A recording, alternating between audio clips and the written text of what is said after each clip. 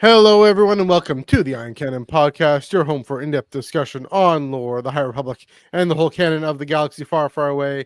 My name is Matthew, and I'm coming to you from Underworld North Studio here in Toronto, Ontario, Canada. As always, I am joined across the continent by your friend of mine, Mr. Joel Davis.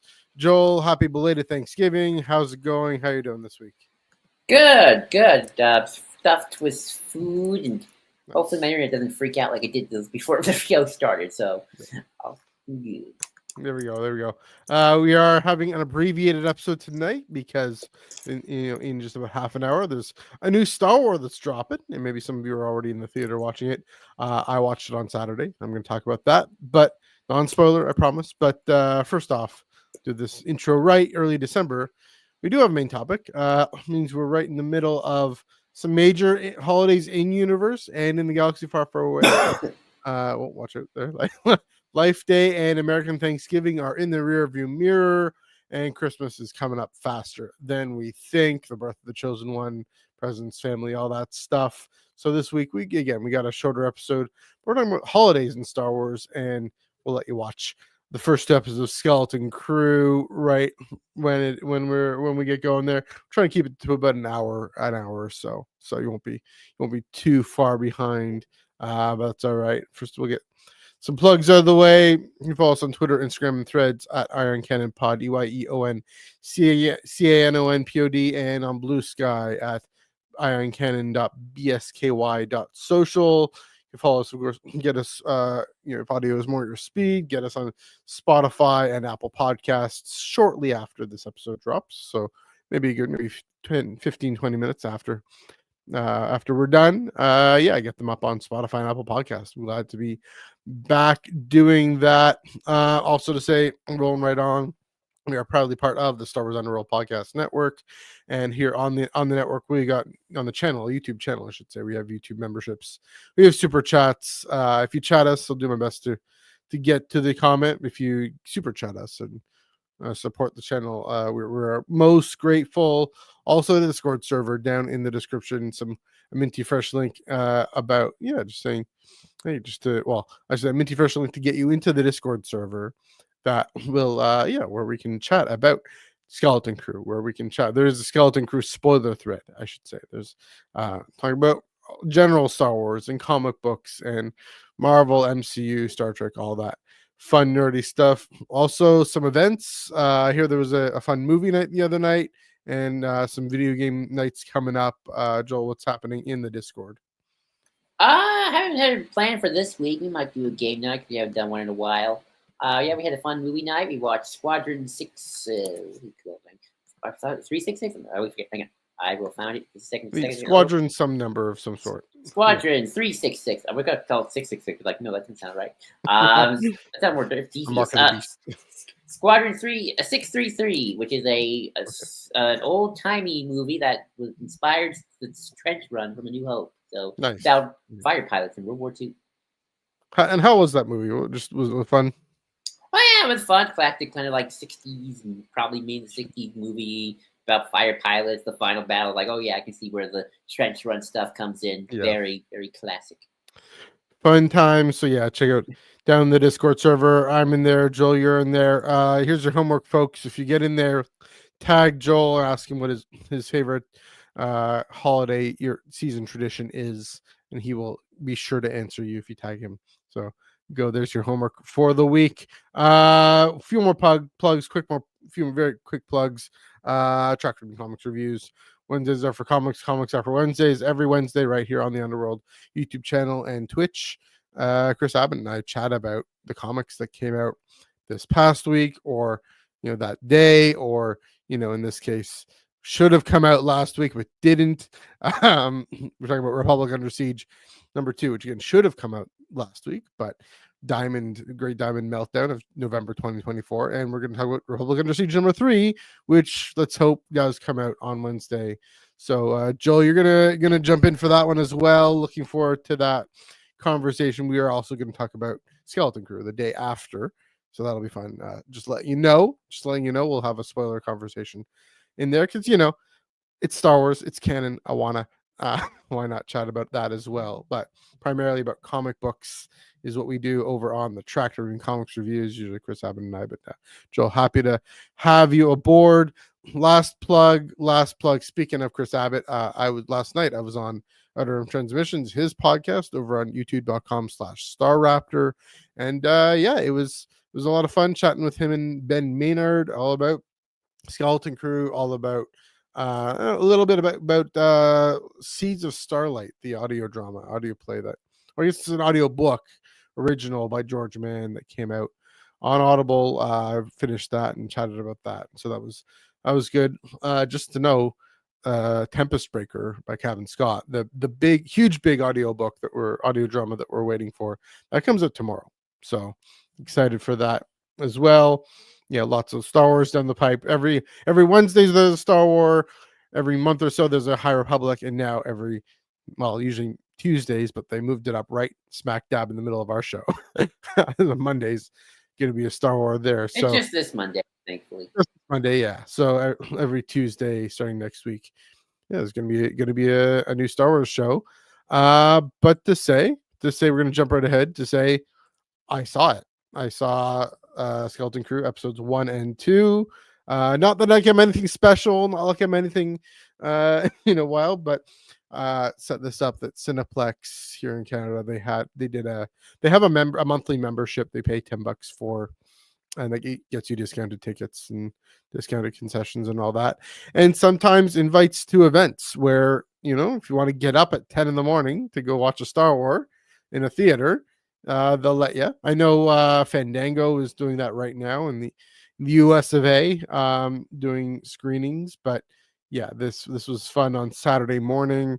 Went up, and I mean, it comes out in 20 minutes, so I definitely won't spoil anything for anybody. I talked about it last night on Underworld Transmissions. All I will say is it's probably the best start imaginable that you could consider. It was really fun. It was tight, really well edited. The kids' performances are spot on. The mixture of kids is spot on. Just the 4 different characters there, and they really are the main characters, and that's a nice change, and that's what I think Ben and Chris were talking about last night. Just a nice change of tone to really focus on the kids. Yes, Bad Batch and Mandalorian with Grogu, Bad Batch with Omega, forgetting that, Clone Wars with Ahsoka, Rebels with Ezra, focusing on these kids, but this show really goes for it, and Jude Law's character looks like he's going to be a side character, and some more mystery there. They don't string you along with too much mystery in this, which is in these first 2 episodes, which is also nice. They give you a lot to be satisfied with. I left the theater not painfully eagerly like, oh, when's this next episode coming out? More like, oh, this is great, when's the next episode coming out? And so hopefully in about an hour's time, and the folks who are watching in the theater now, that's how they feel. So I enjoy it. World building, very interesting world building, intriguing world building. Just setting these characters, these kids, on a path that I think is gonna come out some more in future episodes, and so it's already come out plenty. But yeah, in future episodes, it makes for very, very intriguing, meaty character scenario. So, low expectations, but there it is. I'm enjoying it. I don't know, Joel, from everything you've heard, from what I've just said, and anything strike you? Can you confirm or deny any presence of Supreme Leader Snoke in the show? Your Snoke theory sucks. I'm kidding. Yeah, no, I I mean, know.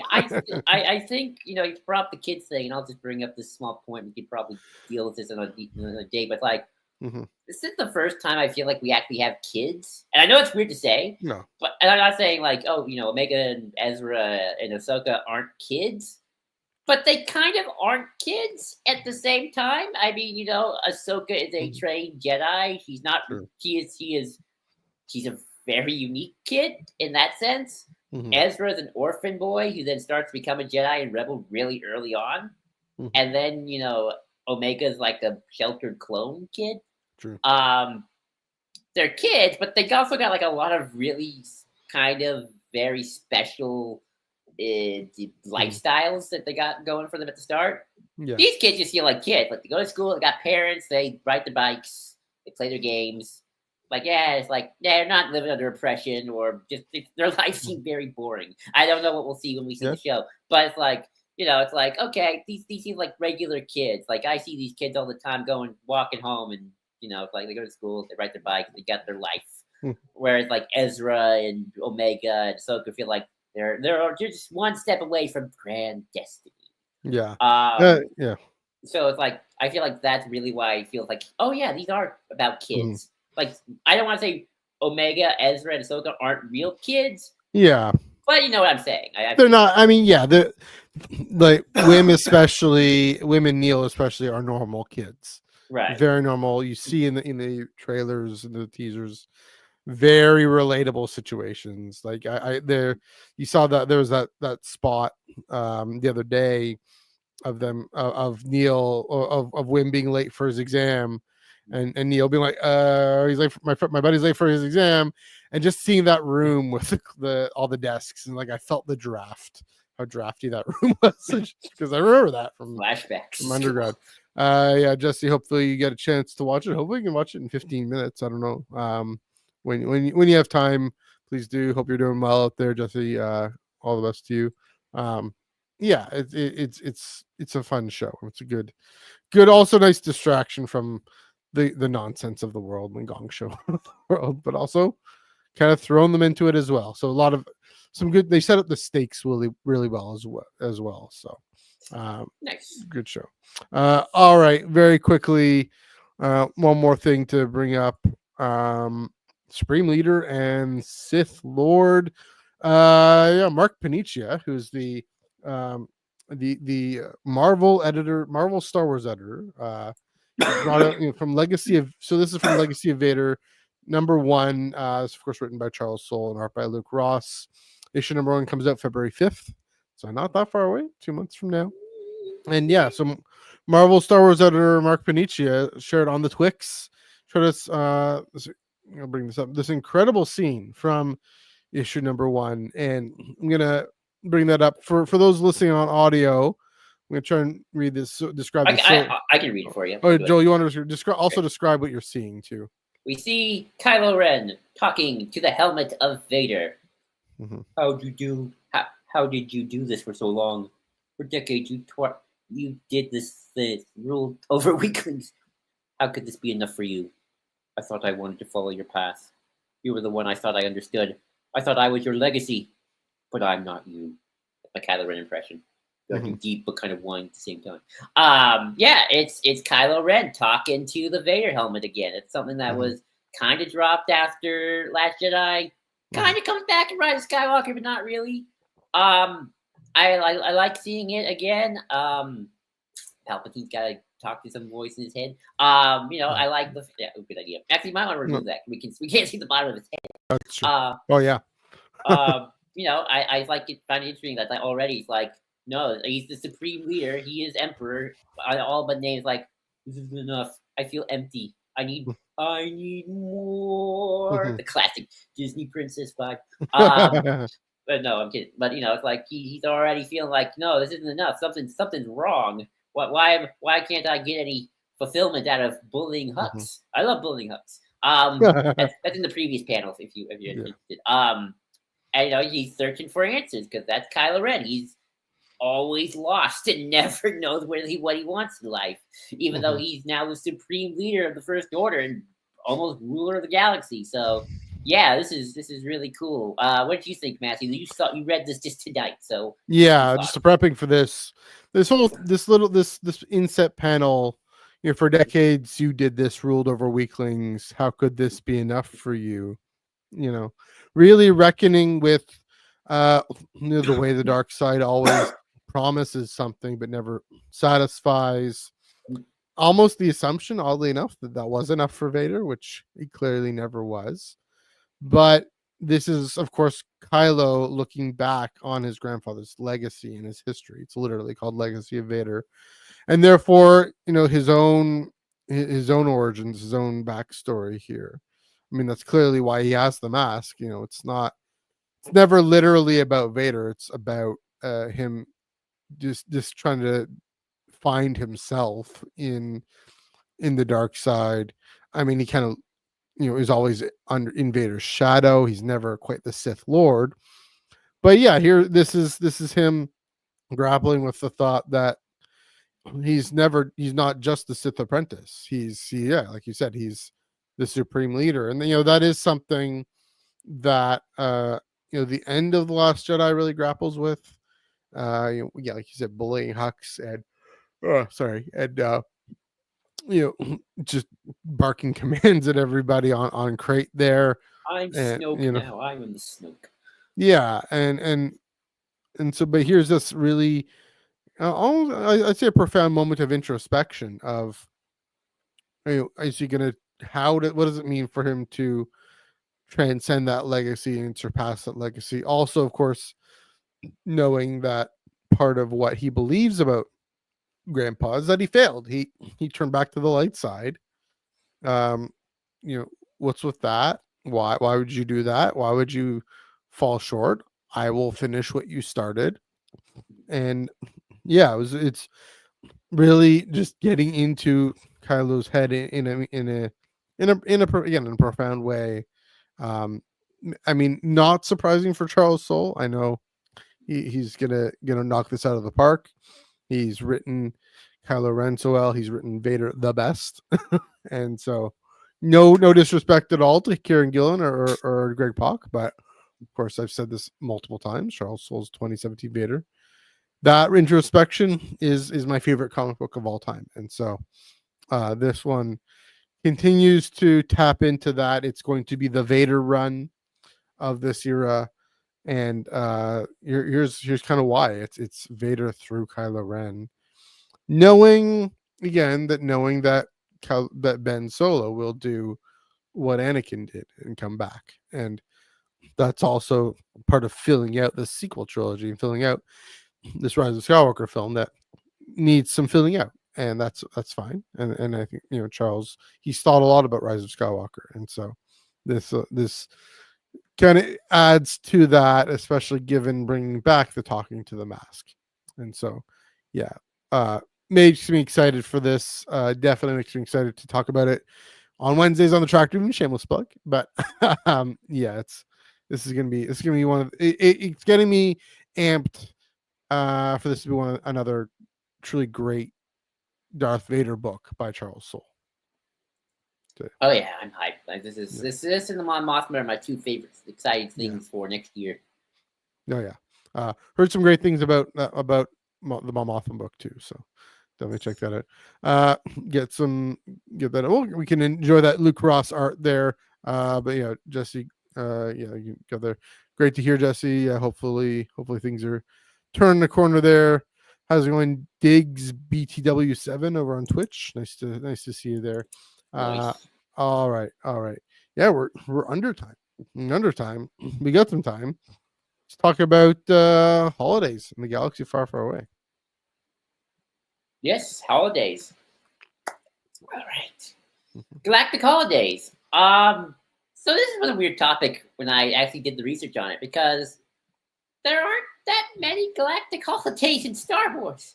Funny enough. But I noticed something really interesting as I did the research. There's only one galactic holiday in canon and in legend, technically. Yeah. That's Empire Day.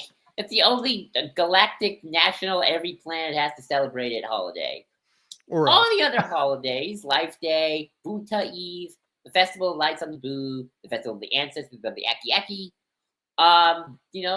they are all local. Maybe, because galactic, maybe because people travel from different planets, they'll celebrate other places, but, all planets are very planetary. There is no really a unified galactic holiday. I even looked up Republic Day just to make sure, like, did the Republic have Republic Day? It's like, no, apparently there's no Republic Day. Very strange. And I guess to kind of get into the deeper discussion here, again, these notes are very small, which is probably good. We want to keep it to an hour. Is Galactic Society, I think, is a very loose concept in Star Wars, especially today, especially in canon. But compared to say, I think of Canada, America, they're federal states. They have little provinces, but there is very much the idea of the nation state. We are a nation, a single nation. There is no California only holidays, as far as I'm aware. As far as you might like there to be. Maybe California Republic. I'm just kidding. Hey, more days of vacation for me. I don't know about what life is like in Canada and provinces where it's like, I don't know, does one province have like a local holiday and then the others don't? That only this province will celebrate. I mean, I can think of maybe like some native tribal things, but outside of that, we have our national holidays, and that's it. In Star Wars, if we want to kind of use the federal state kind of analogy here, there aren't any federal holidays outside of Empire Day, and obviously that goes away after the Empire's gone. Everything else is a state holiday. I don't know what to really take away from that outside of just, I think galactic society is very loose, despite them all being part of a single entity for most of their existence. What do you have to say to that, Matthew? Well, it's interesting you went there, and that I didn't expect that but it's obvious, of course. Holidays are an expression of identity, they're an expression of culture, they're an expression of community, and I know I think a lot of interesting things. Thinking about the Canadian example, we have some made up holidays like civic every holiday is made up to some extent. Yeah, it's all well, yes, and I mean made up, and that's a constructivist sort of argument, but so for example, made up to express something, right? So here's this is actually a great example. Get real world example. So if there is a distinct part of Canada that has holidays separate from the rest of the country, it would be Quebec. They have Fête Nationale, the national holiday, literally feast, but national holiday, and because they have a sense of themselves being this distinct society in this nation within the country. At the same time, we all got Christmas. We all got. I mean, we do Thanksgiving at a different time in the U.S., but we all do Black Friday and Cyber Monday. I guess that's a bit of a holiday too. And that but there's an interesting point. Christmas. So in Quebec, Fête Nationale is the feast of Saint John the Baptist, because that figure, that person, was very important to Quebec national identity, and that time in June 24th, they made a big deal. So that was the role of religion and of Christianity and of Catholicism in Western culture, that we continue on in different ways. We still do Christmas because there's still like our society wants to have times where we come together and have fun, and remember to care for each other and speak, sit around the dinner table and actually meet up with each other. Is everything going on there? Is the cat doing all right? All right. Keep talking for a half second. I gotta pick something up to teach you right. Oh shoot! There you go. The cats have their own holidays whenever the hell they want. But yeah, no, it's just an interesting point that it's an expression of a culture, and so the extent to which that culture is held in common, like a world religion, for example, then those holidays will continue be carried on by the culture, even if the culture has moved beyond that world religion. We're in a very secular society, and interesting you say Canada and the U.S. I mean, we are effectively one society, right? That's why we can log on and have this YouTube podcast, and it's not like we're having that much of a cultural difference. Again, so we do Thanksgiving a month and a half earlier, and I make jokes about that. That's fun, but yeah, I mean that also raises this interesting thing of, as Star Wars fans, our perception of these holidays is clearly, I guess this is your point, is bigger than maybe than people in universe, their perception of those holidays, right? You listed all those things, if it weren't for, there's no holiday special in Star Wars. Well, yeah, I won't get there, but there's no holiday special in Star Wars. So how on earth, how on Coruscant would anyone know about how on Coruscant would anyone know about Life Day or care about Life Day unless it was exported, right? And so, yeah. I mean, and the Boonta Eve, and now the Boonta Eve has maybe taken off, interestingly enough, in our fandom, It's the way very Life Day It's a is. very Tatooine thing. I'll say It that. is. James Lucino does a lot. I think with Life Day, here's another thing. Life Day is something Lucasfilm has really pushed. Yeah, that's true. To say, hey, there's this, buy these orbs. You can buy a plush Wookiee with the red robes and all that. Fun fact, it also happens to be my brother's birthday, so I'll never forget it. But yeah, and so that's a great point. Also, Boycon here mentions an interesting question. If the Jedi have any set holidays, because I looked and I didn't see any. I don't think there is no equivalent of like I don't know. I mean, I guess Life Day is Christmas and Thanksgiving, technically speaking. Yeah, but it's not like the Jedi officially that's have a like Wookiee holiday, a right? Life Day mass. Yoda's in the big seat going, "Lord is the God." So wild, right? You There's think they should? You think they really should? But yeah, there aren't any Jedi holidays. The Jedi kind of just embrace all. The Jedi are kind of like we embrace all the holidays. Right? We celebrate Life Day. We celebrate this one. Mhm. It's it's sort of funny how even again Mhm. even when we're all Republic in the Mhm. nicest way. There is Yeah. no Chancellor So ignites Republic Day. I checked too. I checked. There is no Republic Day. Yeah. The only imposed holiday in Star Wars is Empire Day, which Mhm. is the day, I mean, to be fair, maybe they just haven't created more holidays. It's fiction, they can make all sorts of holidays. Yeah. If I were writing Star Wars, I'd also say that Emperor Palpatine's birthday was a national holiday because, I'm of sure it course, was. every dictator makes their birthday a national holiday. We got Victoria Day. She wasn't as some people might call her a dictator. I don't know, but anyway, I mean, probably is. Canada and the U.S. have their Anglo, origins, which is why we're That's probably true. closer to each other than say Canada and I don't know Saudi Mhm. Arabia. Yeah, that's true. But it's funny again. There are the Jedi as a religion. There are no national holidays. There are no, it's like there's no, Ramadan, there's no Christmas, there's no Yom Kippur equivalent here. All the holidays are just kind of exported because even though they're origin planets.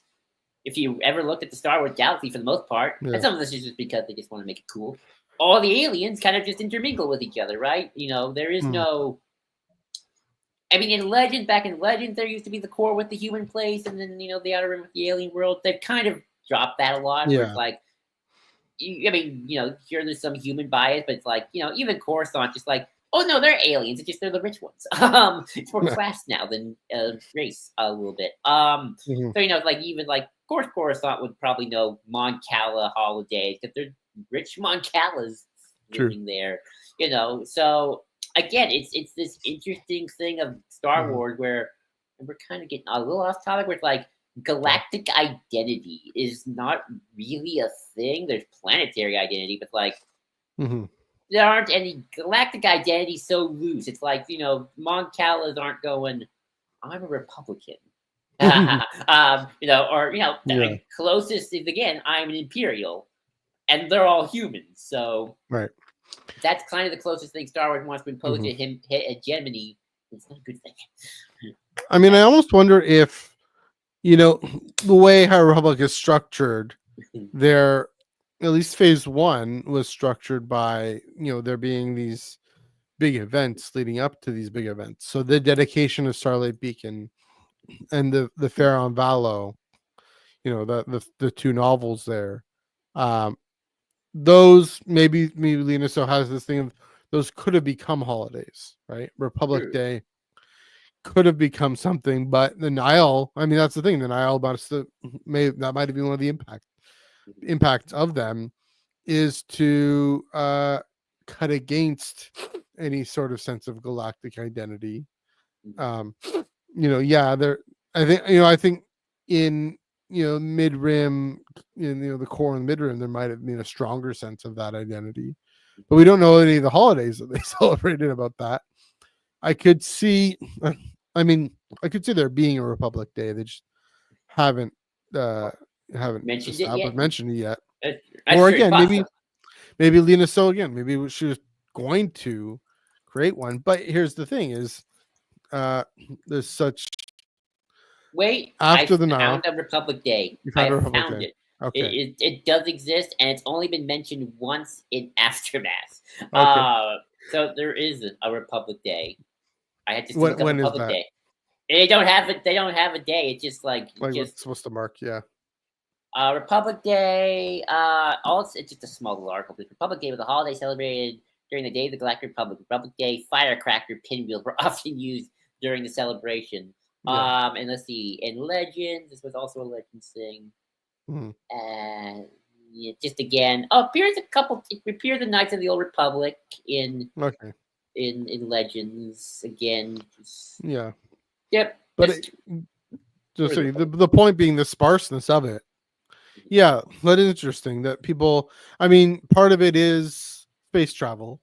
Yeah, in Star Wars, it isn't meant to be very realistic. You have, hyperspace takes as long as the story needs it to. But yeah, you look at a map and there are very clear planetary identities. I wonder if, kind of lurking, this is sort of the Niles critique here, lurking underneath this idea of where all the Republic is, we are all centered on Coruscant. We are all from Coruscant and the core, and maybe Corellia a little bit, but Corellia has its own sort of identity. Alderaan definitely has its own identity. You better believe Alderaan probably has Accession Day and different festivals to do with the monarchy. Oh, that's right. I forgot about those. Yeah. And there's also, we have the different rituals. We have Leia going through that, what you call Claudia Gray's novel, Leia, Princess of Alderaan. Her sort of claiming of the throne, at least claiming being the heir. But yeah, that is this fascinating thing. That again, I think Lena, so she's clearly engaged in state building here. She's clearly trying to consolidate the sense of this we are all the Republic. But again, that's the thing, is that the Nile push them back and make them so afraid of, or not afraid of expanding, but skeptical of the Outer Rim and already deciding that they're the periphery and we're the center, and that exacerbates the folks in the Outer Rim, this resentment to say, oh, you don't care about us, you're the center and we're just the periphery. Well, guess what? We're gonna take our trade federation, take our techno union, and we're gonna go and do our own thing. And so the Clone Wars completely obliterate that sense of a galactic we, for there to be a holiday until, like you've mentioned, like Boy Con has mentioned here, you celebrate Empire Day or else. And we see that in Rebels, right? In Lothal, they really resent Empire Day. That's when they make their move, right? Because, and it happens to be Ezra's birthday. That's just a coincidence, but it's a poetic coincidence, really used to great effect in the story and the character. And so, and maybe Luke and Leia's birthday too. I don't know. Around there, a few days before or after, give or take. But I made to underline the point of how artificial it is, and that's the Empire trying to force a sense of we. And now it is in part based on something that's already there in the core, right? The Republic has already given way to this incredible centralizing power. But yeah, this idea of Empire Day being thing with the major key version of the Imperial March and the parades, and long live the Empire, and Uncle Sheev saying blessing the masses. Yeah, it's definitely an attempt to use soft power, and that's maybe what we're getting at. That these holidays, not in a cynical kind of way, but in a in a meaningful kind of way. And so Yeah, I mean, if you want to go through some of these with the Bunta Eve and Life Day and other, Sure. I mean, things like Bunta Eve feel more kind of like, oh, what's like a good equivalent? It's like NASCAR Day here in some places, yeah, where it's just like, oh, it's the big race, it's the playoffs, this is the Thanksgiving with the NFL. Yeah, kind of. It's the NFL Day. Life Day is more. I feel like the Star Wars equivalent of Christmas and Thanksgiving kind of intentionally so, right? Intentionally because it was a holiday special. Because I think the holiday special aired in November, not December. Well, that's why it aired on November 17th. Okay, so I was right. That was. Yeah, so pretty sure that. Kind of that mix of that. But I think it's sort of interesting how again this is sort of a holiday that's sort of been exported, where it's like it starts on Kashyyyk. Yeah. But if we take the Lego holiday special as canon, which I do, got Poe Dameron celebrating with Poe and Rey and those in the gang, and so it's not like it's just Wookiee exclusive. Everyone is okay with it. Leia she sang a song. And then you got things like I think of things like the festival of the Aki Aki as sort of more like very localized, kind of traditional. I don't want to sound racist, but kind of tribal. This is like a very specific holiday. If people show up, and have fun with it, sure, but it's like it's very much of kind of a their thing. And then the Festival of Lights of Naboo, I don't know. It's just like I don't know. This would be the equivalent to me of a state having a special holiday. I think that one is even closer to Thanksgiving in a way because that one, if I understand it commemorates them actually settling on Naboo and landing on Naboo. That's true. Displacing the Gungans, but also finding a home and saying, finding the plasma. Hey, we're here. So yeah, and I mean, even in that Clone Wars episode, it's an interesting moment where Padme and Jamila and Palpatine, they all come together in this kind of feel-good moment, even though we know Palpatine is up to no good. He's trying to turn Anakin to the dark side in that moment. But yeah, I mean, you remember, I mean, even there's an interesting point. You even remember, there's the cat. Hi, cat. Good job. Yeah. That in that moment, you remember, oh, right. He was the senator from Naboo. He's from Naboo. That even this guy who will one day make an attempt to stamp one common monolithic identity on the galaxy, centered on him and on his empire. Even he has to, at some point, remind us all that he's from somewhere too, and that's also the power of holidays, right? That's even the power of Thanksgiving and Christmas is people who come to go home from university or whatever, or go see family. Whether you like it or not, whether it's dramatic or not, and I hope after a few weeks after what happened a month ago, your Thanksgivings weren't all that dramatic, but you face all your relatives who you may or may not be on good terms with. I mean, hopefully come to nice, warm, fuzzy feelings, and that's the idea of Life Day, especially. And I think the Festival of the Ancestors and the Festival of Lights. In Andor, there was I guess the Aldani people with the light display. That one's interesting. That one's based off of a natural phenomenon. Here's a parallel. Here's a great parallel. So that's based off a natural phenomenon. So is the Feast of St. John the Baptist. It's the summer solstice, and that's another source of these things. So maybe that's another reason why there are very local planetary holidays, is because they're rooted in astrological phenomena. They're of course specific to each planet, right? So I mean, that's the thing. Christmas is the winter solstice, and Easter is the spring equinox, and it's literally timed by the spring equinox. That's how we get the date of Easter. It's complicated computation, but that's why it moves every year. So it is a tying to place, tying to the physicality of place, which makes it interesting. Then we only, as far as we know, and there are people who dispute this, all we know is that Earth is the only inhabited planet that we have these societies here on Earth. That's all we know. Mhm.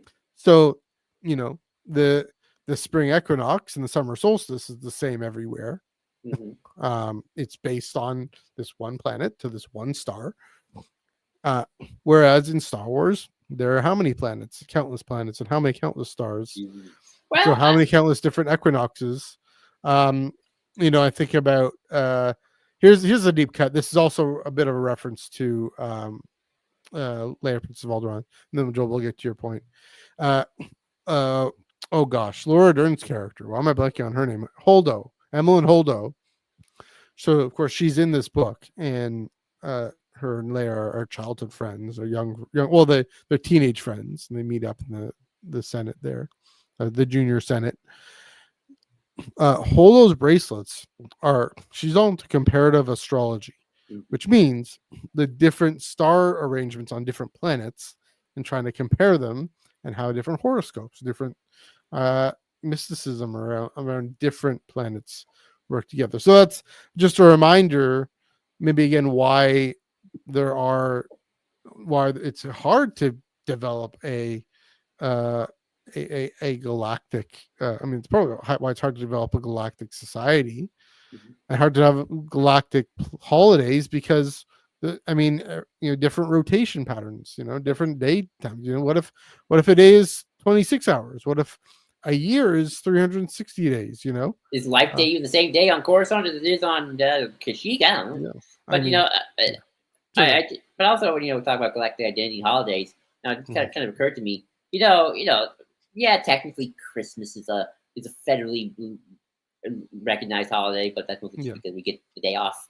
But Christmas spreading across the world, is it because the state said we can celebrate it? It just happened naturally. Everyone can celebrate Christmas anytime they want. Well, it happened because Christianity spread across the world. That's true. Right? I guess you could say the same thing with Wookiees spread across the galaxy and introduced their friends to Life Day. They like Life Day. I don't know if that's cultural appropriation or not, but it's clearly people like the holidays, they go to celebrations.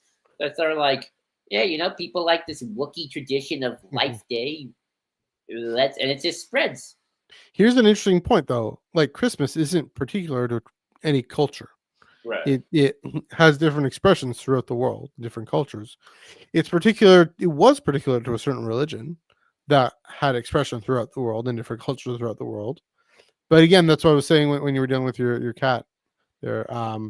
Even though we're in a post-Christian society, we still do Christmas because we've kind of no one's embracing Wookiee religion across the galaxy. I know some people may be embracing the pagan origins. There are some pagan origins of Christmas, and the winter solstice, but we still do Christmas, even if some people who don't go to church at all will still go to church on Christmas Day because it's a thing to do. Got to go with grandma or whatnot. We're a little salty about that. We want them to go every day, every week, but okay, at least they go with grandma on Christmas Day, and at least they're around. But we're not that salty, don't worry. But open presents. Yeah, that's the opening presents, and again having the meal, trying not to talk about politics. That's another thing. It's developed these holidays have developed that kind of tension, because the whole tension because it's intergenerational too, and that's the memory of history that these holidays have, right? The Festival of Lights on Naboo, it tells the story of the people coming to this planet, right? Life Day, I think Life Day probably does have some origins, in telling the story of going to the orbs or whatever it is. I can't quite remember. And we know Bunta Eve, that has to do with racing sports. That's more just.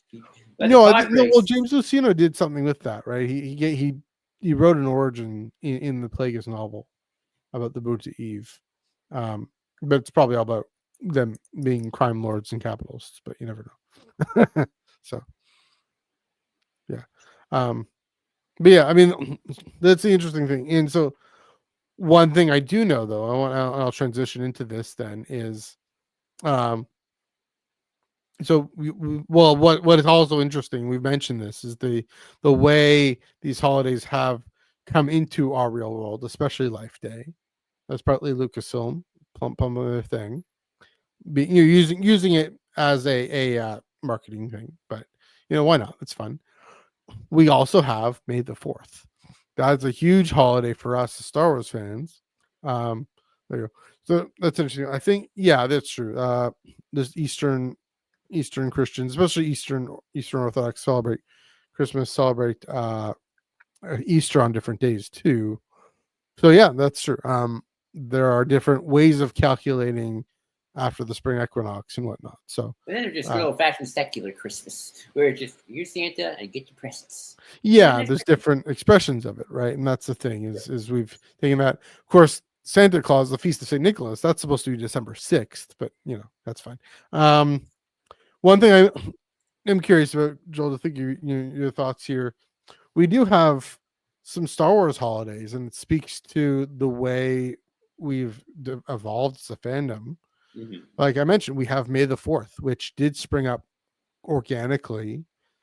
It's interestingly, it's people say, "Oh, are we gonna?" People is Lucasfilm going to announce something on May the 4th? Are they going to make a big splash? No, they will never make a big splash on May the 4th. That's not what it's for. It is for celebrating Star Wars as it is. It's for gathering around, going to parties. Now we have parties. Bars do parties. Or during COVID, people were doing live streams on May the 4th for watching marathons. That's something, again, it's a marking of this collective identity that we have. And then, of course, now every 2 years, there's this thing called Star Wars Celebration. It's not annual, it's every 2 years. And they changed the date. This year, it happens to be the same time as they calculate the spring equinox and all that. But, the first Sunday after the first full moon after the spring equinox, that's when Easter is. Mm-hmm. Yeah, and again, a gathering. Hopefully, they also do CouchCon there. But I mean, that's a great example of what holidays are and what they do, and just this natural, organic. Yes, corporate encouraged coming together on these specific days to mark things. I mean, it was a pun. May the 4th be with you, right? Now we have Revenge of the 5th and Revenge of the 6th, whichever one you prefer, or both. It really expresses a sense of we as Star Wars fans that I always find fascinating and enjoyable.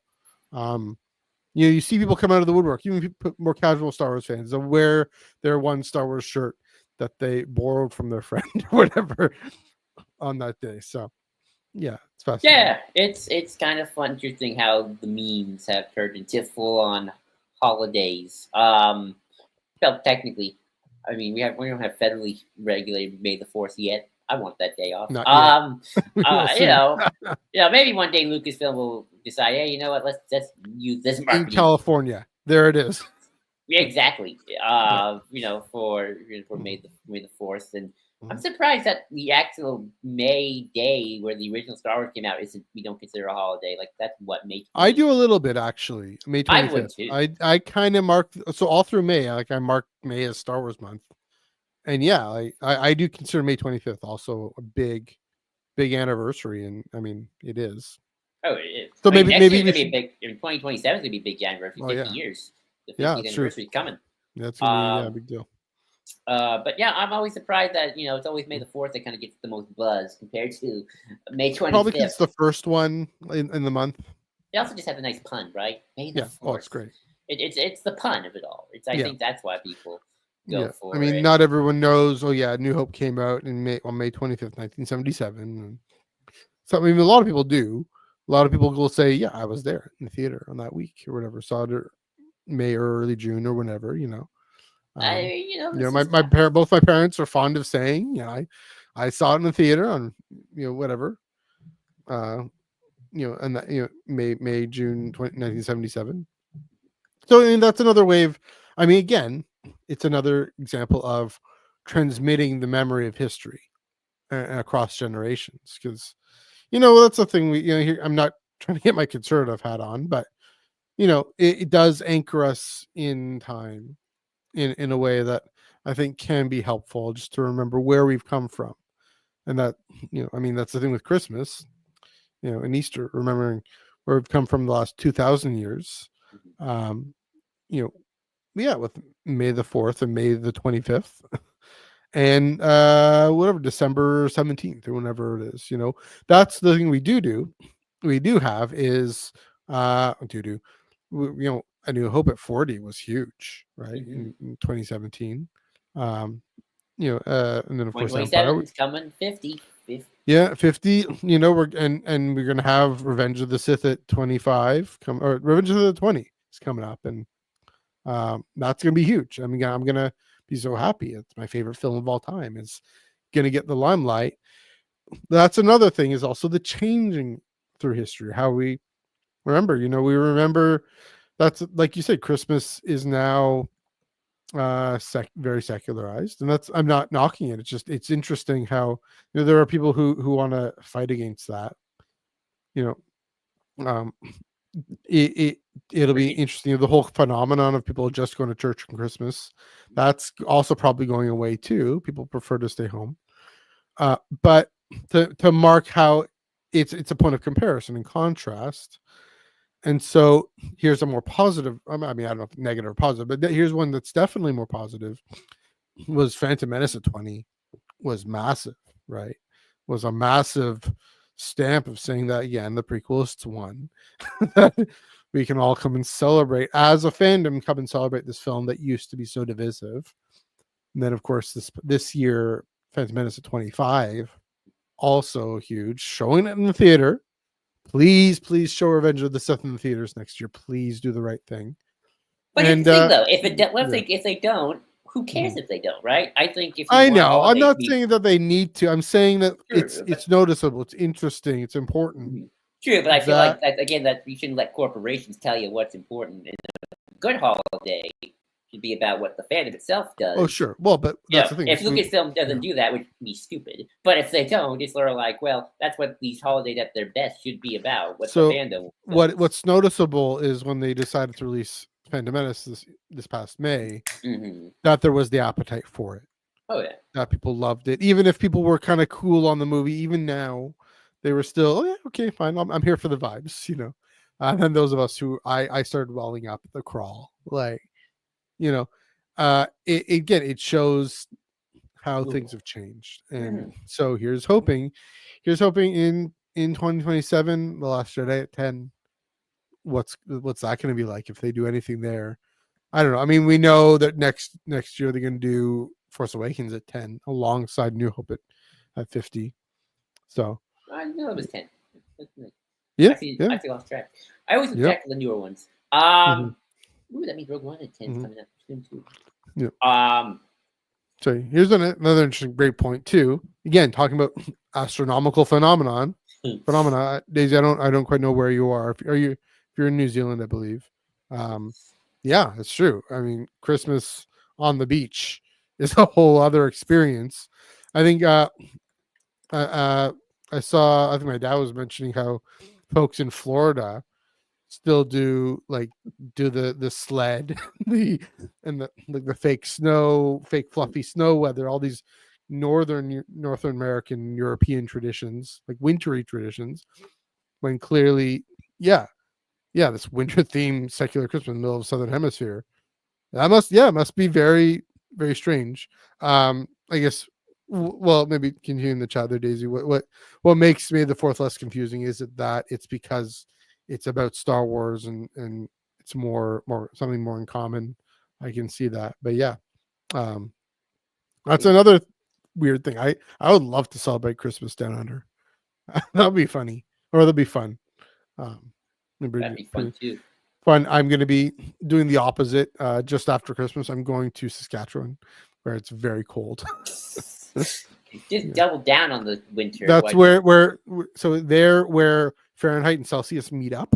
I'm not kidding either. Oh Lord. Yeah. But no, I was thinking about how, I think when it comes to these fandom holidays, I think there's like a cynical side of it that want these things to be corporatized. Like we want Lucasfilm to make announcements on these days. We want the re-release the Revenge of the Sith. I do too. So I mean, they do that. Great, do that. We want Revenge of the Sith themed announcements and books and comics to come out. Which I would buy. Like they did with Phantom Menace, they really did. True. But we will buy. But I think that I think sometimes fans get a little spoiled, a little selfish. Where it's sort of like Christmas about the presents. Where it's like if they didn't do that, if they just decided not to, the point should be you still celebrate anyway and show everyone else, hey, we love this movie regardless. Yeah. So it's an organic thing. It's like how used to be like how Star Trek conventions were a very organic fan thing before they started making the big announcements and stuff. Even like that. The first celebration was in the tents in Denver, right? I think it was in whichever celebration that was. I don't remember where the first one was. Maybe it was in Anaheim. Maybe it was in Denver. But no, the second one was like more official and stuff, and now it's all official. But that should be always the core. To never lose sight of the fact, look, we all want the announcements, but is that really the point of these things for announcements?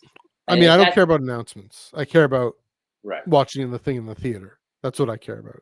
I mean, no, you're right. I care about us coming together as fans. And having I like events. That's the thing. I like events. I like big gatherings of us coming. That's why we go to cons, right? They're heavily corporatized, but I mean, look, if Lucasfilm wants to look, I think it's like if Lucasfilm wants to be the one who organizes Phantom Menace re-release, that's great. But hey, if a fan with a lot of money wants to do that too, that's great as well. Yeah. Seeing there's no seasonal component to Star Wars, it is a year-round thing. Yeah, that's true. I mean, it's early December, and a new Star Wars just dropped half an hour ago. So thanks everyone for keep sticking out. We're almost done. I will say, I mean, well, to bring this full circle, here's why they're thinking they're going to do Revenge of the Sith at 20 screenings. I hope so. I mean, because they did Phantom Menace at 25 to great acclaim. They did Empire at 40. We had Return of the Jedi at 40. Here's another thing to keep in mind. Watching Skeleton Crew on Saturday in the theater, and all the folks who just got out of the theater are watching it now, they're going to be reminded that Star Wars is really a theater experience, and there is nothing that can really replicate. And I've come full circle around this. I know I will say I still, even last night I said, I really appreciate the storytelling capabilities of a streaming show, the way they can go into things longer and really develop characters and lore and ideas. But it's harder to do that maybe over stay saying that over a longer time. Also, here's the thing: is it on the big screen with the big speakers and the big HD quality, or obviously we have HD here, but it's the big screen. Hopefully 3D is still more accessible and available when the next film comes out. It really is an event. It really is a gathering, and that's the thing. Of course, for financial reasons, we know Disney and Lucasfilm want to push that. It was going to be a streaming show, and it became a movie, and it made like 300 million. So Moana too. They're going to look at the numbers tonight and say, look how many folks came out to this. I don't know if it was free or paid on the Fandango thing, but they're gonna look at this and say, this was the water balloon, the test balloon to say, people want to watch Star Wars in the theater. So another test balloon is going to be Revenge of the Sith next year. And of course, it is obviously going to be Force Awakens and New Hope in 2027. Or Force Awakens next year, A New Hope in 2027, and The Last Jedi, hopefully. So that'll be in. Sorry, no, go ahead. No, I was gonna say I'd be curious what they'll do for A New Hope, especially because they've gotta. Yeah. They gotta do a huge. I mean, it seems likely that they will. But I'm curious about, which do you think rakes in more, Revenge of the Sith or Force Awakens? Ooh, dang! I don't know, man. Yeah. I actually was thinking about that actually just a few seconds ago, and I don't know, man. I mean, I don't want to let any prequel bias, judge my thing, because Force Awakens made a buttload.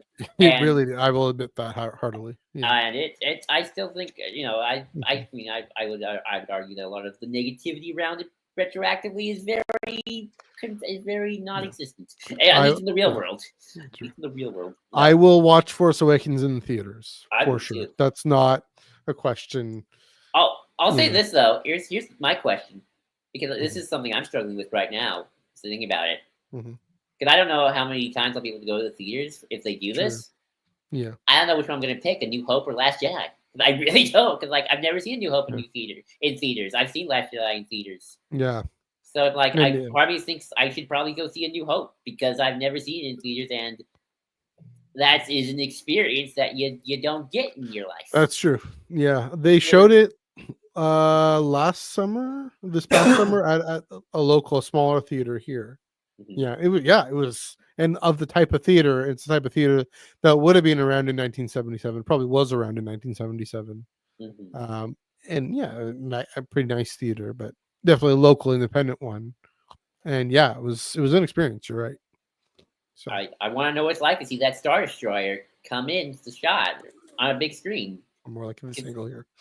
Because everyone says that's there's nothing like it. But yeah. Okay, I think we've talked a lot about Star Wars holidays. I knew it was going to be a short one. Yeah, there we go. Great timing, just like we planned, just about an hour.